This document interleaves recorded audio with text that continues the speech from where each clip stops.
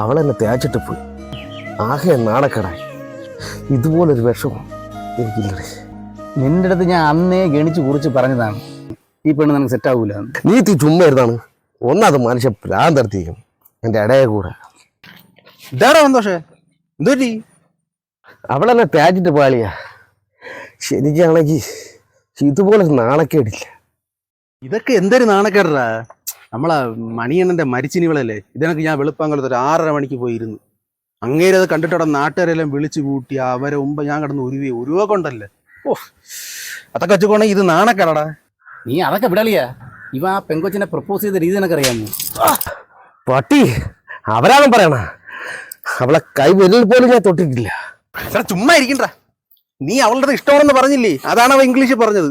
Of, അതായിരുന്ന നിർത്തടാ രണ്ടുപേരും. താടി ഉള്ളതുകൊണ്ട് പാടറിയൂല, അല്ലെങ്കിൽ പുല്ലെന്ന് ഞാൻ കുന്നണെന്ന് കേട്ടാ. ചുമ്മാ ഏടാ രാശേ. അല്ലെ അവളെ കേസല്ലേ, അത് ഞാൻ ശരിയാക്കി തരാം. ആ ഞല്ലിലി പോലത്തെ പെണ്ണല്ലേ, അവൾക്ക് വേറെ ലൈൻ ഒന്നും സെറ്റായി കാണൂലേ. അതുകൊണ്ട് നീ സമാനപ്പെട്.